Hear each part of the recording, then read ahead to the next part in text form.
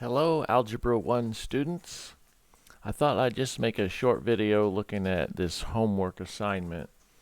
And if you had trouble playing the main video for today, this video really explains everything as well.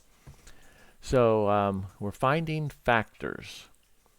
It says find the two numbers that satisfy the situation. So the same two numbers have to make both of the statements true. So for number 1, they have to add to 14 and multiply to 40. So let's just look at number 1. So how do we find those numbers? Well, the easiest way to start is just look at the factors of 40. Okay, so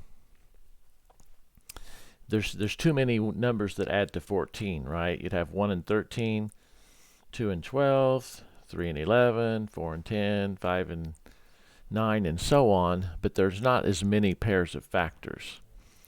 So, well, what multiplies together to make 40? 5 times 8, but that does not add to 14. Well, how about 4 and 10? Yeah, that does add to 14 and multiplies to 40. Okay, so that's our numbers. 4 plus 10 is 14. 4 times 10 is 40. Okay? So let's go down and look at another one. Notice that the number that they multiply to could be positive or negative. So this one's positive, but then here's one that's negative. So we looked at one that was positive, and the numbers we use are also positive. The 4 and the 10 are positive. But there's another way to get a positive number when you multiply, and that's if both are negative. So let's look at one like that. Let's go down to number 7. Okay, so we want numbers that multiply to make a positive 80. Okay? But this time they add up to a negative number. So we know to multiply to make a positive number, they could either both be positive or both be negative, but this time we know they're both negative, right? Because they add to a negative number. So what are those? Okay, they need to multiply to be 80, and they have to both be negative. So, the first ones that come to mind probably are, well, negative 10, negative 8. They multiply to 80. They're both negative. And how about that? They add to negative 18. So we don't have to try anymore. So negative 10 plus negative 8 is 18. And negative 10 times negative 8 is positive 80. So let's look at another one. So we've looked at the situations where the number they multiply to is positive, and we saw, well, they're either both positive or they're both negative.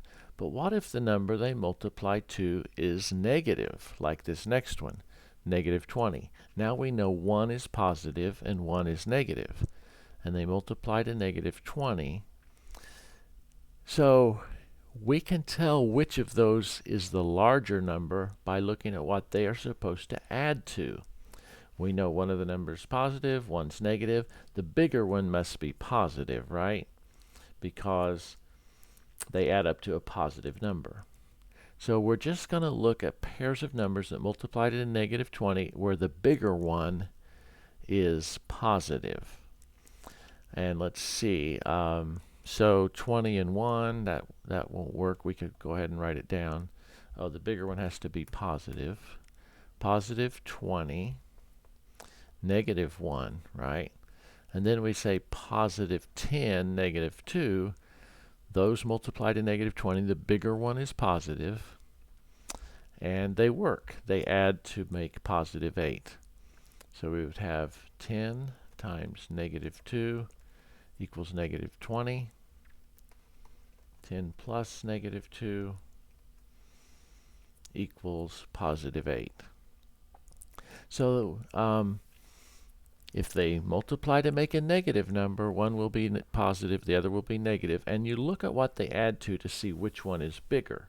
This time it was the positive one that was bigger. On some of these, you will have, well, here's one, number 6.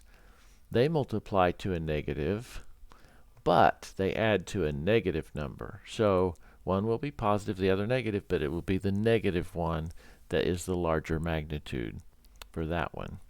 So maybe that helps, especially if you had trouble playing the other video. That's all for now.